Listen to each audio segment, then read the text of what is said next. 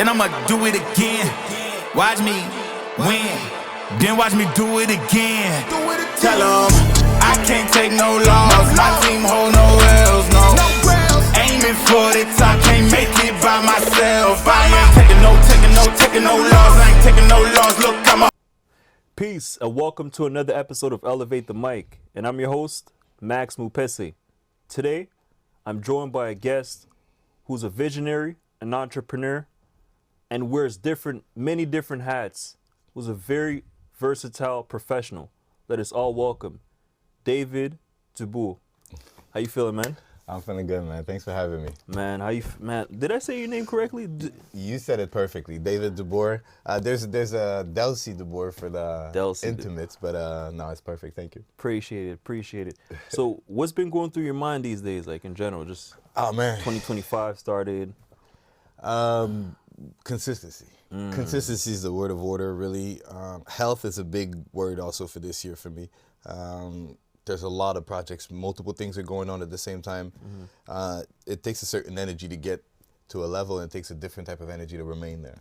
So that's really what we're working on 2025 is maintaining. That's it. Yeah. Speaking of energy, how do you make sure you protect or even cultivate certain energies when it comes down to work or just everyday life for the most part? For me, it's all about the routines. Routines is where I find the power. It's where I build my momentum also.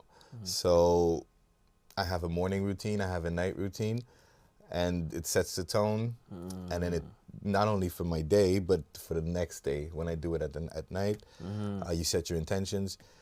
This helps me build that momentum, keep that consistency, and then it becomes less draining and less strenuous to actually do it. Listen, you know? I like what you said because I notice that every time I set the right intentions to start the day, my day gets better. My day, like everything just flows naturally. Yeah. There's something mathematical about it. There's like mathematical where it's like, you would think that it's just wishful thinking, but I'm of the ilk that you can really create. I think whether you want to admit it or not, you create your reality on a daily basis, on a per second basis. So as much as you're able to control of that and bring it back to yourself and really hone it, then you can kind of control the parameters of your life. Speaking of bringing it back to yourself, let's bring it back to the early beginnings. Tell us about some of your bittersweet memories of growing up in Montreal, and how many siblings do you have? I have an older brother. And it's funny, if you said that, the first thing, you're not going to like it, but the first thing that comes to mind, it's not really Montreal, but it's Vince Carter. Vince Carter's the first thing that came to mind, because me and my brother are big basketball fans. We grew up on sports. I know that It was sports first, music came after, and then business now, but so sports was my first love, and we grew, that's what got me and my brother, they brought us together a lot, and we knew the Vince years, Vinsanity, Half Men Amazing. Oh, man. And then he left. So we went through that too, and the years of misery after that. So it's bittersweet when you think of Vince. He would come back every year with the Nets to torch us. Facts. So yeah, that's the bittersweet. The fans had all of the, boards on, like any way to describe Vince as a quitter, number 15 quitter. Yeah, it was interesting. Yeah, it took time to get back to in good graces with Vince. I guess it was like it's a two-way street. I think he had some resentment also, but I'm happy that they just honored him recently, and I really, really appreciated that. So it's not Montreal, I'm sorry, but it's Canada. It's Canada. Yeah, 100%. Absolutely. And which part of Montreal did you grow up in? Like West Island? Actually, disclaimer, people are not gonna like that either. I grew up on the South Shore. Okay. So I grew up on the South Shore. I moved to Montreal about 7-8 years ago. So it's not too far. I was 15 minutes away. I went to school here. But being from the South Shore, actually, it's a bit different there, and it's not that different. I think you have the school system and the space that you have is a bit different. There's less diversity, especially when I was coming up. So it didn't really bother me. I got really comfortable with whatever was around me. But when I got to Montreal, that's the first thing that really, it didn't hit me. I welcomed it. I was happy, and it was reassuring in some ways. So it took some time getting used to, maybe a few years, but yeah, Montreal's really the place I want to be. I love it, man. Just the cultural diversity and you know, learning different languages. You never know. You might be in a school class, and then there's a Vietnamese person. You're learning something about Vietnam. Just like in the area I grew up in, that's what I appreciate most about Montreal. Like I got to see different cultures, different ethnicities. Yeah, it's hard not to see it. And like you say, you're likely to have a Vietnamese, you're likely to have someone, I don't know, from Turkey, you're gonna have a few Africans, you're gonna have some Asian people. So it's like, no, the diversity is, now you can't miss it. Today you really can't miss it. Seriously. I think it's beautiful. Absolutely. Now, when it comes down to your first experience of hip hop, because a lot of people who are watching this for the first time don't know that you were a recording artist at one point. So what got you into hip hop, and how did you start seeing yourself becoming a recording artist? What got me into hip hop? Well, I was always into hip hop. I have a bigger brother, and he was a big Jay-Z fan.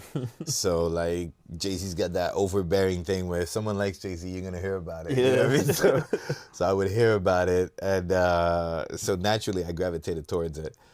And I think the first time I actually started making music, it was silly. It was sometime in high school. I think there was like a battle thing that was organized, and one of the dudes that volunteered, I knew I was better than him. I didn't rap at the time, but I knew I was better than him. So I was like, nah, I'm not gonna let that happen.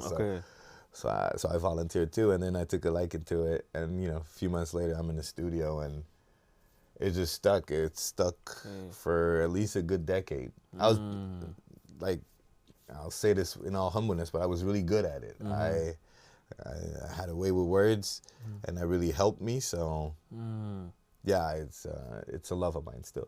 That's interesting. What I get from it is like exposure. Once you're exposed to certain things, sometimes it could change your mindset and even change the way you see yourself and tell yourself, okay, I could do this because I see somebody who kind of I have an advantage, like an upper hand contrary to what I see.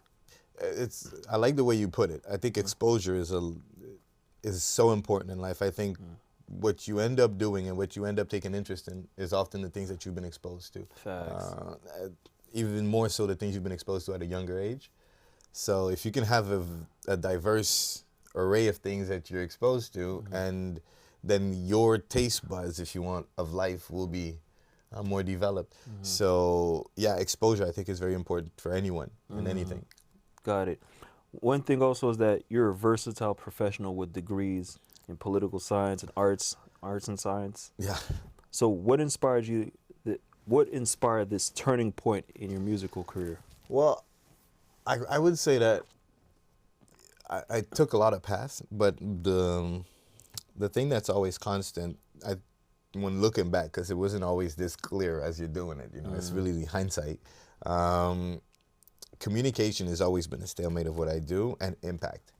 So whatever medium I could use to communicate and have an impact on people, in a way, just like you said, expose them to something else. Hip-hop exposed me to a lot of other things when, you know, I said I grew up on the South Shore, so the diversity was not as present at the time. Hip-hop is a diverse genre, you know, by definition, so you could carry it with you. So I had this representation of a side of me that I could bring with me, even though I couldn't see it necessarily outside, but I knew it was there because I could listen to it. I don't know if that makes sense. Okay, got it. But so in a sense, I think I was looking to speak to the next me in a way, where it's like, look, I'm just by being true and by expressing my situation, I think, in obviously in a clever way, in an interesting way, and in a skillful way, you show that that's possible from someone like me and from someone that comes from where I come from, whatever that means, you know. Got it. So someone can take that and run with it. That walked in your shoes, or try to understand it from your perspective in a way. I was going to say, to me, that's what hip hop is. Yeah. That's like my vision of it. You live vicariously through these people, you know, and it's a privilege. If they rap well, you can live vicariously through them even more. Yeah. You know, so that's why we like great rappers that can paint pictures real vivid, because then it's like you've lived it too. You know, so but I think it's just an art thing. That's it. Hey, join my world. This is my music. This is my world. It's very interesting. Yeah. You allow people in. That's it. Now, what transferable skills have you acquired through your association with Cadet Care Foundation? The Cadet Care Foundation. Yeah, thank you, Cadet Care Foundation. Yeah, well, listen, thank you for bringing it up, because it's about the youth, man. well, yeah, it's great. For what I can take from it, well, I can tell you, Clark Cadet is a good friend, first of all, and we started working together because he wanted to start a nonprofit for educating the youth on financial literacy, which I think is very important and key. So that's what, and he also wants to do it to underprivileged youth. So I think that resonated with me also. And what I learned from it is basically the whole process of building a nonprofit. It's different than from a company. The rules are different, the processes are different, and how you go about offering the services can be different. They both have a reason for being, a raison d'être, if you want, and they both need to be exploited. But I was very happy to be exposed to that and really learning the ins and outs of starting your own nonprofit, because, you know, to segue into what I do now is I work with a lot of nonprofits. A lot of these events companies are structured as nonprofits for multiple reasons, whether that be grants or in tax reasons. But the exposure with the Cadet Care Foundation not only was really fun, you know, and I'm still involved with them, and but it also taught me a lot of things. It exposed me to new stuff. Speaking of which, entrepreneurship, you've been part of several projects. Tell us a little bit more about Productions Round Point. Oh yeah, that's the baby right there. That's that's the company. So that's what really, I think that's what was born out of all these trials and tribulations, if you want. But Roundabout Productions, or Production Round Point, that's my company. Basically what we do is we want to be, well, there's the mission and then there's directly what we do. But just like a roundabout, we want to be a central point that can lead you to wherever direction you want to go. Okay. You know, so we create connections, and we use our network to connect people together. If I want to really put it at a high level. If we dive, basically what it is we do sponsorship, we do partnerships. With the sponsorship, that's how we connect with events, creatives, basically any properties or anything that is sponsorable. It could be an influencer, it can be a building, it can be an event. So that's Roundabout Productions, Production Round Point. Okay. And you have a business partner, if I'm not mistaken, right? Yes, my business partner, Philippe Raymond. He's instrumental in everything we do. Obviously, we built that together. The idea, we had it together, the vision. He's really into events, and I was looking to add something that we don't see often, something that is, I think, undervalued, underused in the industry. It's a sponsorship, and I think it could really scale a business when it's done properly. So obviously, we always look to scale in life. So that was my angle. That's it, man. Sometimes that's what you need, like a person that understands the vision and sees the vision the same way you do. Yeah. And like you guys take that same route and it just expands. Like things get better. Well, it clicks. And in business, I strongly recommend having partners, or having a partner at least, especially if you're doing something that's big, because there's going to be some times where it's going to be hard. And my experience has been that it's easier for me to quit, and it's going to sound terrible, but it's easier for me to quit on myself than on others sometimes. So when you surround yourself with someone that you also value very much so, and I don't recommend what I just said. You shouldn't quit on yourself at any point. That's interesting. But sometimes you got to look at the reality of your situation, and you want to be able to be honest with yourself. That way you can address it and then change the situation. So if I know that I'm someone that has that tendency, then I surround myself with people that I know I can trust, and I know it's safe for me to have such a behavior. And then by having that behavior, what I realized is that, yeah, there's going to be some downtimes. And having someone next to you that either keeps going when you don't is going to motivate you. They don't even need to motivate you, but just having them there is going to motivate you just by itself. So that's it. I recommend it. I like that you mentioned that you tend to quit on yourself more than you quit on others, because it's a reality for a lot of people. I noticed that. I think so. I don't want to put it on them, but it's, for me, I know it can be. That's why you know, it's important to not beat ourselves up too much. Yes. And be surrounded with people who have either the same level of passion or even greater level of passion. Yes, yeah. I think the greater level of passion is important, because it's going to raise yours. I don't. If you're able to surround yourself with someone that has a greater ambition and you do it because that's what you want, then you're just going to raise your ambition level and match theirs. That's it. You know, you're not just going to stay there and be a passenger. So that's why we recommend that. And yeah, you absolutely have to give yourself some grace. That's maybe my biggest lesson I've learned of 2024 is, yeah, you need to be patient with yourself. You need to allow yourself the time to grow. Growing is an uncomfortable procedure, a painful procedure. Listen, tell me about it. Yeah. Now, what's the most common misconception among promoters and event organizers whenever it comes down to securing sponsorships? There's I would say two, and it's funny because you could say they're kind of opposite, but one is they're gonna underestimate the work, so they're gonna start way too late. That's good. They're gonna start too late, and they're gonna underestimate the response time from the sponsors. And sponsors often, especially if they're businesses, they have some windows in which they have budgets to allow. So you want to start. Well, you want to start as early as possible, and you want to do it the whole year. Right. You never want to actually stop. Whether you're looking for sponsors, whether you're building your offer, whether you're servicing them, whether you're giving them an after event report, whether you're restarting it, you always want to be working on it. So you want to have a certain aspect of your team that's doing it. So people start too late. That's the first thing. The other misconception would be, my event's too small. Okay. That's something that... And I'll say just quickly on this, but yes, you can have a small event, but you can have, in terms of foot traffic or in terms of people that are attendees, but you could have a big event online, for example. Anybody can have a big event online. So there's ways for you to deepen your impact, because it's not really about the number of attendees, it's about the impact. And there's multiple ways to create an impact. So the more you cultivate that, the more you study and you educate yourself on how to do such things, and that's basically what I do, then you're able to raise the value of your properties, and then you're able to go get more money from the sponsors. That's good. Listen, specifically when it comes down to promoters too, like they tell themselves, oh, you know what, I don't know if I'm going to have 200, 400 people, but they can't necessarily underestimate that alone.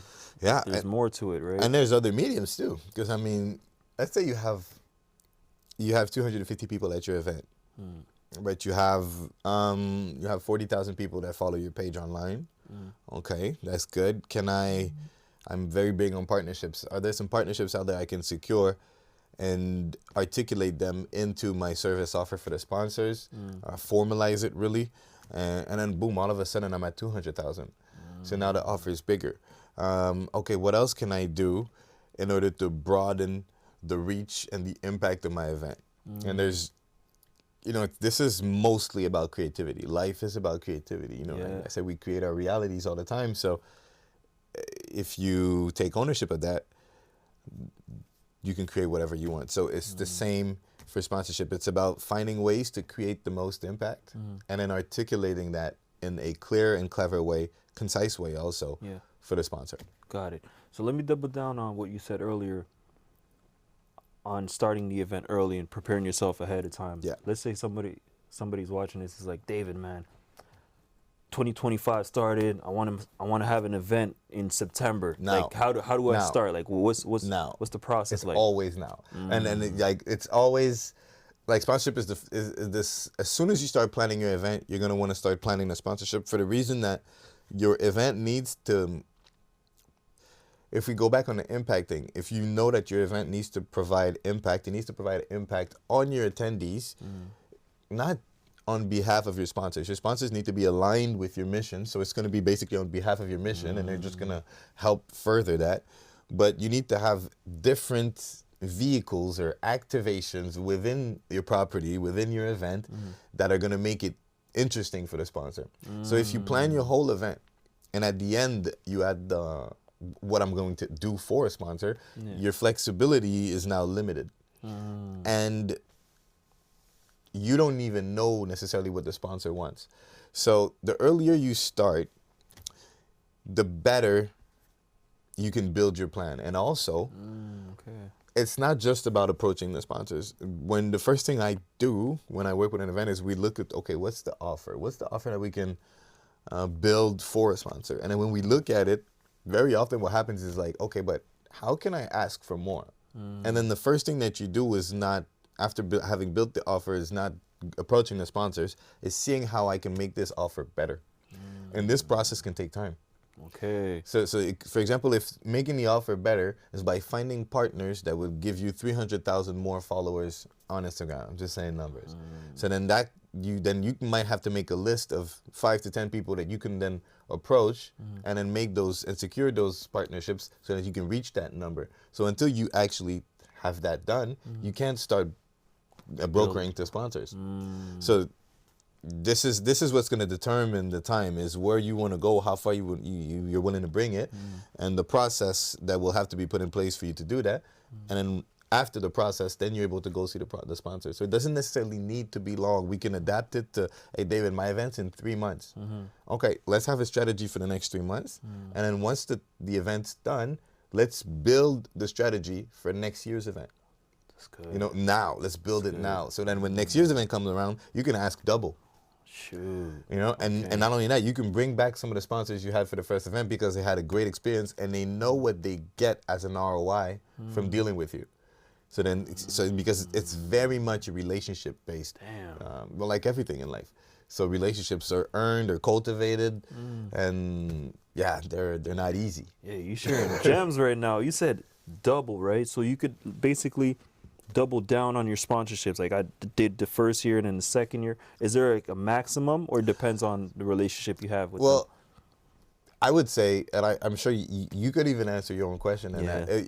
If you're the sponsor, if you're pitching to a sponsor, how can I double what I get from the sponsor from this year to the next? You need to double your impact. And you need to prove to him that that's double the impact. It's a numbers thing. So and it could be very simple if you have, well, listen, last year we had this year we have twice this and what we can offer. And not only that, you have a proof of concept. You have a proof that you can deliver on what you say. This is, I want to say, this is like half the battle, because anybody can talk a good game, but can you back it up? Yeah. You know, and that's, marketing itself is something that, you know, it's not a perfect science. You know, it's some people do it better than others. Why? There is multiple factors. So it's about finding what makes you special, how you can have the most impact with your attendees, and then keep hitting that nail over and over and over. Like you need to rule your niche. You need to really be able to hit that niche consistently, and have some feedback and have some interaction with that niche. So then they know that if ever I want to hit that particular niche, he's the vehicle and he's the only person to do so. He can do it better than anyone else. That's why they say riches is in the niches. Right, so yeah. It's very true. And that makes you unique. You stand out in that way. Listen, in this day and age, I think being unique is more valuable than being able to do everything. First of all, you're not going to be able to do everything. True. You know, Amazon had to be a bookstore before it became Amazon. You know, it's a gradual process. My mom always said, shout out, Mom. She always said, you could do everything, but you can't do everything at once. You know, so that's a good you need one. to pick and choose. Yeah. You could do everything, but you can't do everything at once. You can't. And often people that know they can do everything, try to do everything at once, end up doing nothing. You know, so, and then they get discouraged and all that stuff. So that's the overthinking gene. I feel like you share that with me. It reminds me of my MLM days, multi-level marketing, what they always used to say, what do confused people do? And then everybody would scream in the crowd, nothing. You're like, yo. Well, and they confuse other people. Yeah. They confuse other Jeez, people. man. Yeah. So tell me what's the most recent obstacle you're proud of overcoming? Well, okay, yeah. Well, I would say that's a good question. I would say when you're working, and it's gonna tie back to what I said earlier, but when you're working with them business partners, I've realized that in business it's just as much money management that it is people management. It's probably much more people management, and human relations, emotions play a big part, and it's tricky. Anybody that's ever been in a relationship knows it's not easy. Communication is key. Yeah. And alignment is very important. And that's why communication is key, because communication helps you get aligned. Yeah. And we often think that people are we think that it's normal for people to be aligned in a certain direction. No. We think that everyone kind of thinks the way we think. Yeah. You know, and we take that for granted way too much. And I think it's cultural, like cultures think the same. Yeah. But in business, it becomes so personal.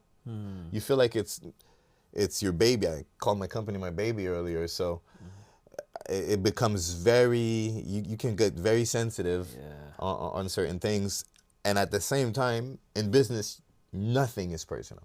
Like you shouldn't take anything personal. Pharrell's he's got a video I love. He says, "Don't take it personal. Take notes and fix it. You know, like write it down and make it better. So, but don't ever take it personal." So yeah, it's the combination of these things, and so it's growing pains with partners, with collaborators. But the more you overcome these things, there's lessons in those. You know, I would say losing is a lesson. If you're able to grasp it, you know, what doesn't kill you make you stronger. Yes. If you're able, and I like to say what you're able to get past makes you stronger, because it might not have killed you, but you're still stuck in that mindset. So you're not growing. So you're still there. But once you get past that, could be a breakup, could be anything. Once you get past that, you're able to look back on it with perspective. Then you've got the lesson and you've grown from it.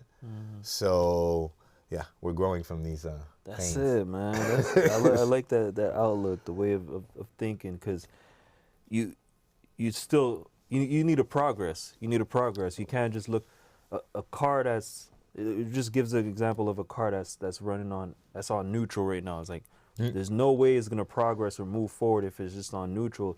It's always gonna go backwards at the end of the day. You know. I like the fact you say it goes backwards. I think life is like an escalator that goes slowly backwards. So if you stay still, you're going backwards. You need to climb, and you need to climb hard. You need to bend the universe to where you want to go. So that's why the elevator is going down a little bit. So you can't just go up slow, because then you're staying on the same. You really gotta go up. You gotta push it, and then when you get used to it, you start having fun, and you start mastering the elevator speed, and you're like, you know what? I'm comfortable. Yeah. You're not scared of anything anymore, and you're like, it becomes predictable, and then that's when you realize there's another escalator right next to it, and then you jump on that one. That one's going faster, and then you get used to that one. And I think that's what leveling up is. Yeah. It's an uncomfortable procedure by default, by definition. Yeah. You gotta lean into it. You gotta embrace it. You gotta feel it.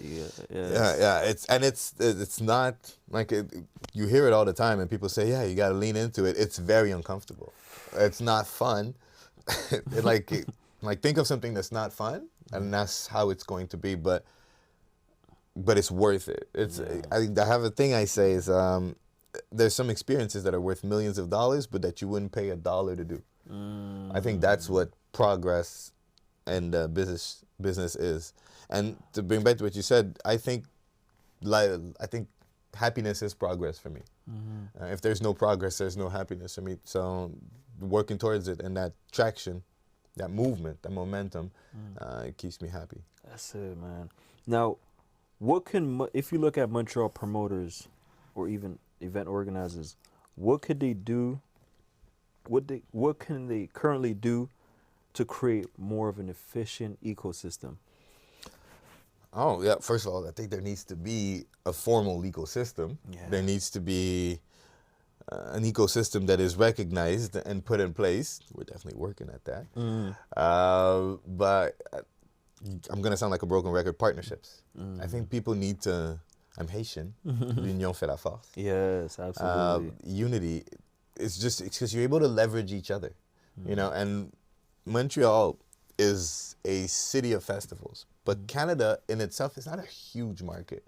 So when we have some nice events, when we have some nice things, and even some medium-sized events, if you're able to find a partner, because I don't want to define what that partner is going to look like, but if you're able to find a partner that shares your mission, your vision, and I can add some added value, you need to put the ego to the side.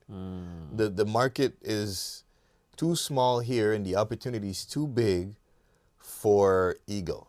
That's it. You know? And For real. I could have said the same thing about the music business here. You know, like it's a fact. That's Man. been the saying when everybody's in silos and stuff, and but it's progressing on that standpoint. Like when I came up, people, they weren't able to sell the club soda all the time like that. Right. You know, now kids be doing it on a regular basis, so it's fun. It's nice to see it. Like I was, it's not that long ago, but like when Loud did the Bell Center, Yeah. like everybody knows that's a milestone for us in the city.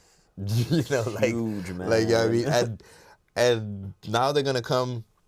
They were few and far between. Now they're gonna come more often. So it's all about, you need to have a structure. You know, I'll put it like this. The countries and the places in the world that thrive the most are the places that have a certain predictability to it. And the structure brings predictability. So they know if you say this, that's where you're going to end up. So it's easy to put money behind it because it's more predictable. There's stability. So the more we're able to provide stability and show that, yeah, we're able to not only do this on a consistent basis to be relied on, but also that we're able to deliver on what we say, we've been the best vehicle. That's it. I mean, isn't it? Like, you can itself, see arts and culture are the biggest wave creators that you can have. You know, so if you're able to harness it properly, everyone are going to want to play with that harness. Yeah. That's a great analogy. I like that. Yeah. But we know that. Yeah. We know that. Like as kids, we mold our way of speaking, our way of dressing, just based on the culture that we abide by. You know, and then our whole lives are going to be shaped by that.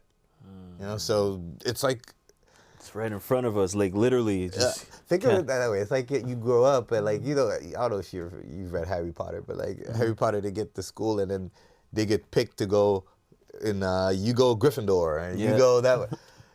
And then that's going to define a bit how they are. But life is like this, but we pick. So we're young kids and then, oh, I like that. And then you end up doing a lot of that. You know what I mean? And then when you realize you like something else, you do that. So when we're able to do that consciously, we can then harness the power that there's behind that. You know what I mean? So, and sponsorship is a lot of that. It's harnessing the power that we don't know we had. Got it. Okay. Here at Elevate the Mic, we like to say where we elevate mindset and skill sets of individuals who are part of the hip-hop community. Could you tell us, well, what's your best advice you'd give to people watching to elevate both? Learning. Well, no, learn is too broad. I think I'd recommend having a routine of learning. So it doesn't have to be big, doesn't have to be extensive or boring to you. Actually, it needs to be interesting to you. But yeah, you build a routine that makes you better. So, for example, what I did is there's just at a certain frequency, there's certain books I want to read. At the beginning of each year, I have a goal for my year. I articulate the goal, and then I see, okay, so what is going to help me reach that goal? And then I consume that. That's it. So it doesn't need to sound nerdy. It needs to sound, or if it does, doesn't matter. But the point is, it needs to be yours. So if there's something you like, you'll gravitate around it naturally. Then build some type of schedule that you'll also like that's going to make you better at that thing, which is, again, something we do regularly. But, Structure it and have a real plan that's going to lead to execution. yeah, you could put it in ChatGPT. These days, you don't even have to. Come on, yeah, man. you just let them know, listen, by the end of the year, this is who I want to be. These are the people that I look up to. I really want to mold myself so that, by the end of the year, I'm able to do things like that. What would you do if you were me? He'll give it to you in a minute. Hey, listen, you can get a vision board on ChatGPT. There's so many ways about it. After that, you got to use it. After you got to actually do the work. But, having a plan helps tremendously in doing the work because it's confusing when it's in your mind. Right. And it seems much bigger than it is. When you get it out of your mind, first of all, your mind has some space and it's less confusing, it's clear.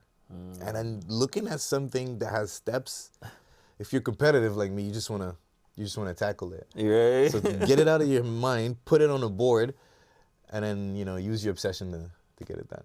That's it. Execute, man. We want you to execute. That's what's important. Execute. Because he's giving a lot of information. As long as you execute, you're in good hands. True. Now, of all projects you've worked on, what's your proudest achievement so far? Yeah, you see, you asked me if I had read the question. That's one that I had seen, and because I really hate that question. It's so hard for me to say, but I'll say that my proudest achievement is having developed discipline. I wasn't always like that. I think I always had the potential to be disciplined.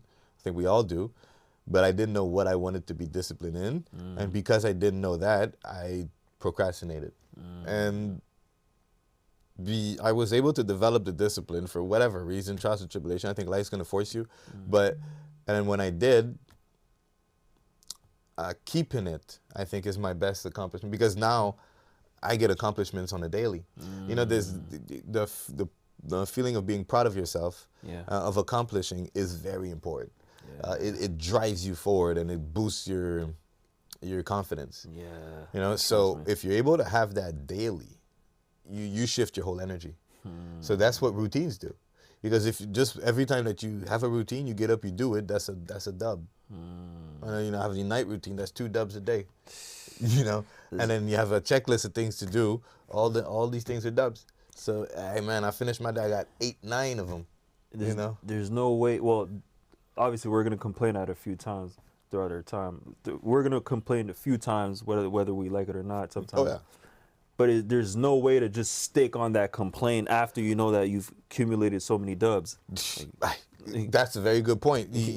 There's a gratitude aspect that comes into it for sure, but the gratitude I feel it's not just in the beginning, but it helps you get started. But after that, you have a habit of winning. So even when you lose, it's setting up your next win. So you're looking at it differently. If you're able to be thankful for the losses, not just in a movie storybook type way, if you're really able to look because I'll put it like this, because it's funny, but it's really not, because like all the major losses in your life,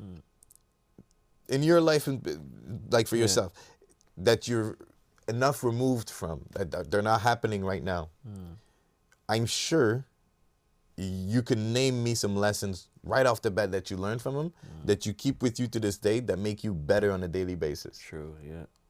Absolutely, yeah. So in every hardship comes the most important lessons. So like you either win or you're getting better. I'm not making it up. It depends on the time you take to get over yourself. But and then when you get over yourself, you got better. That's it. So you either win or you get better or you get stuck on yourself.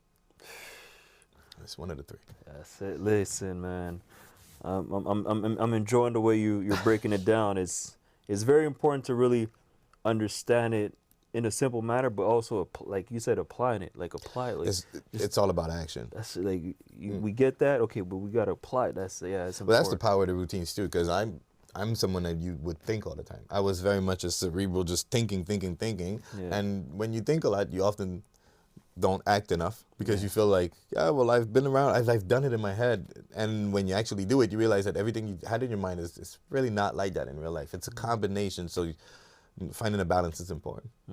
What's the saying? we suffer more in our minds than in reality. Absolutely, like dramatically more. Yeah. Dramatically more. Like there's this thing: if you were an alien and then the alien was just looking down on us, 99% of the times that we'd be suffering, he'd be asking, "Why is that person suffering? There's that person not getting hurt?" And think, "Oh no, but it's the thoughts that person is having that is hurting that person." You know, but why does that person doesn't stop having those thoughts? Well, that's a complex thing, Right. or is it? Definitely. Now, I like to go into the segment that's called If You Had a Chance To. So If You Had a Chance To is basically you had a chance to sit in front of your 16-year-old self and he's watching the interview right now. What would you tell that person? Be patient, and it's hard to be patient, so I would say work on your faith. Faith is what helps you to be patient. They say where there's faith, there can't be doubt. They can't coexist. True. So if you have faith, then you should be, and faith can be in anything. I see it as human superpower. I think that if you have faith in something, you just made it real.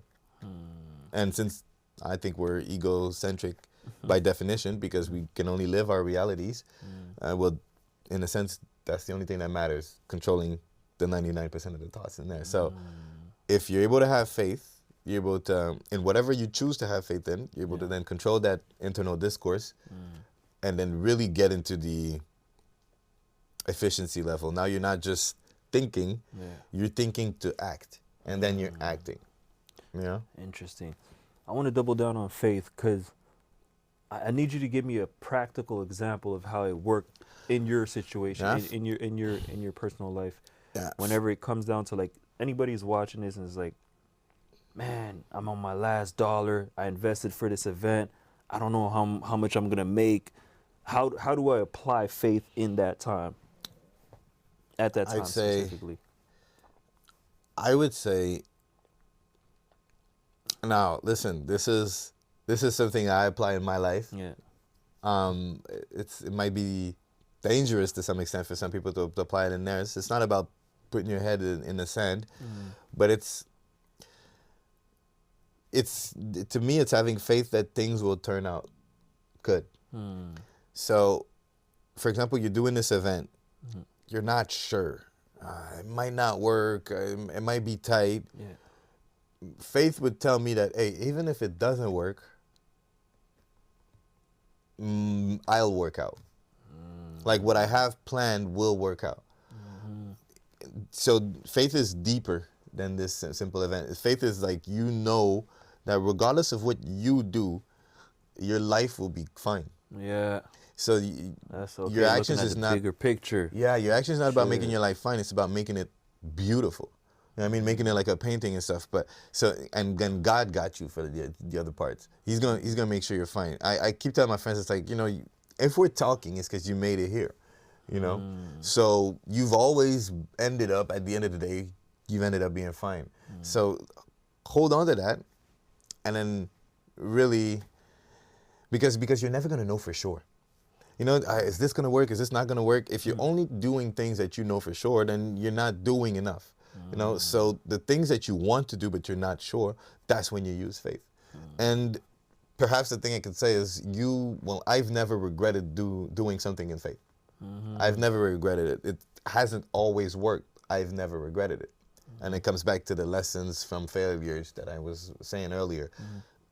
You could bring that in. If you have faith in what I said, that you either win or you get better, then whatever happens in between is leading you to a win or to you getting better. It's that simple. Have faith in that. and then you'll do whatever. Hey, look. Hope y'all taking notes right now. Hey, he's giving you guys the blueprint. It's recorded. Y'all can play it back. So, what's your vision? What's your short-term and long-term vision? 3 to 5 years and 10 years plus. Oh, man. Like we trying to do every night, world domination. No, there was a TV series when I was a kid that was saying that. No, listen, the short term is really building the processes for my business. So to scale, you need processes. We're going to scale fast. So it's important for me to have the right processes in place. Growing my network. So I have a extensive network. That's my strength. So like I said, that's my niche. I really want to keep growing it. And at the same time, what I'm doing right now, I think it's important for as many people to know what the services that I offer are and how they can be beneficial for them, because they're very much about building communities, and it's beneficial to be part of a community for anyone. So yeah, that my goal is building community, building processes, and after that, world domination. It's interesting because everything aligns, right? Cadet Care Foundation. Yeah. You were part of that. You learned. Yes. Definitely, probably. I'm pretty confident that you had transferable skills into what you're doing. Always. And it just keeps getting better. Always, yeah. And also it's like, well, I don't know if I can put it better than you just did. This is exactly it. It needs to, you need to find something that makes it coherent. Yeah. You know? That's it. So, and often it's just reflection, because you're coherent by default, I feel. I can only speak on myself, but you're coherent by default. You just don't necessarily see in what ways, because life is so noisy. You can. That's when you remove the doubt, like we said earlier. The doubt, like, hey, get out of here. Yeah. Isolation is very important. In my routine starts early, mainly because you have time with yourself. And that's another thing. Isolation means you have time with yourself. You get comfortable with yourself. Doubt goes down. You don't need other people's validation anymore. Or you need it less. So yeah, all these things are important. It's very much a process, man. I feel like. Listen, yeah, it is. You worked on yourself, so that's how it shows. You know, you're projecting it, and it's natural. It could come off natural. Well, you know, we're all working on ourselves, but it's about allowing ourselves the grace to do so, and realizing that we're doing it. So not being down on ourselves and then seeing what we're doing good and doubling down on that. And yeah. I feel like if we were our parents, like if you were your dad, for example, the advice you would give yourself, just give it to yourself. I mean, you just. Good. Yeah. Yeah. It's not complicated. It doesn't have to be. It's right in front of us. Our parents are here. Those are here, man. That's like, you know, the same advice you'd give yourself if you were your parent, just like give it to yourself right now. Because parents give you the grace, normally. True. Normally. That's true. Hey, a few last questions. What are you most proud of when it comes down to today's promoters and event organizers in the city? Diversity. The diversity is showing. It's popping. We do events well. So they come to our events, they have fun. I'm happy that if I can't see myself on TV as much, I can see myself out there. You know what I mean? And there's some events, like, it's going to sound crazy, but just the rise of all the Afrobeat, piano and all these things, I just love the fact that we're able to not only bring culture now, but harness it around events and around things that can make it lucrative. Yes. You know, can make it beneficial, and then can help further that culture along. So, and to me, that's what sponsorship is. Sponsorship is bringing that culture to the masses and letting them know, hey, you can leverage us, you can leverage this the same way we do to impact more people. And then it puts us at the forefront. You know, Steve Styles got an interview about, that's basically what he did with rap in the 90s. And, you know, when they started the brands and everybody did FUBU, the Rockaware, Diddy has Sean John and everything. And that really propelled them. And it gave them credibility. Now, they don't have brands as much, like personal brands, but they endorse these other brands regularly because these other brands know the impact that they can have. You know what I mean? Liquor companies, yeah. Exactly. So it's not always about creating your own brand, because that could be tedious and that could be very hard. For example, Jay-Z, let's say. Jay-Z might not be the best at creating a clothing brand, but he can be the best at endorsing it. Yes. So it's about knowing where your power is, and then by endorsing it, he can still have shares in the brand, and then boom, now I own a clothing brand. So it's about, knowing your power and harnessing it the right way. Don't do everything. You can't do everything at once, but you can do everything. That's good. Last one. How do you want to be remembered? Oh, sure. I didn't see that question. All right. Well, I like to be someone that's inspiring. Yeah, Tupac had a line that I really liked. I think it was an interview. He said, if I don't change the world, I'll inspire a person that will. Yeah. And if I don't do it, I hope to inspire someone that does. So yeah, I hope that I'm inspiring to at least one. Simple as that. Yeah. David, man, plug us in. Let us know how we could follow you. What's important, your coaching, all of that. Tell us about it. Well, okay. Well, first of all, if you want to get at me, if you want to be able to reach me, I don't know which camera should I look. Let's look at that one. Okay. At Cash for Events on Instagram, even on TikTok, Facebook, Delcy-Dubourg. You can find me. Just send me a message. I have some free consultations. I'll sit down with you. We'll scheme out a plan that's going to get you to your objective. I release a lot of content, so there's going to be value in there too. Yeah, just stay tuned. We have some big plans this year. Big plans. Stuff that I can't disclose now, but maybe we're back here next year with some surprises. That's it, man. Keep on keeping on. Just thank you, man. The motion. I see the motion. You're staying in motion and you're progressing. Momentum. Man, that's what's important, because I'm also inspired by what you're doing, so I just want to give you your flowers. Thank you. And tell you, man, you're doing a great job. You're doing a great job. And you inspired me too, man. You know, we go back, and I remember when I saw you first starting the podcast, when you wrote your book about getting paid gigs and stuff. I was like, look, and then you started creating a lot more content and being present on social media, and I was like, he's putting himself out there, and it takes courage, you know. Absolutely. Everyone saw you working out and getting buffed on us, you know. So we had to do the same thing, you know. Appreciate that. Appreciate that, man. Keep doing your thing, David. Hey, thank you for having me, man. I had a blast, man. Love. There you have it. Another episode of Elevate the Mic, where we elevate mindset and skill sets of individuals who are part of the hip hop community. Peace. Peace.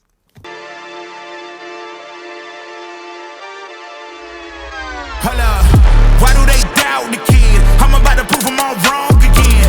I got a low tolerance, cause they don't even know what the problem is. It's me. You waiting on the boy to fail, then hold your breath and face your death. Cause you play a roulette with each step I progress, no less. Go ahead and place your bets, cause we know where we at, we know we top tier. Cause all the hate that you bring, we know it stops here. I'm taking off like a rocketeer and stopping here. It's strange how they cannot see the future, but see profit here. Wait up.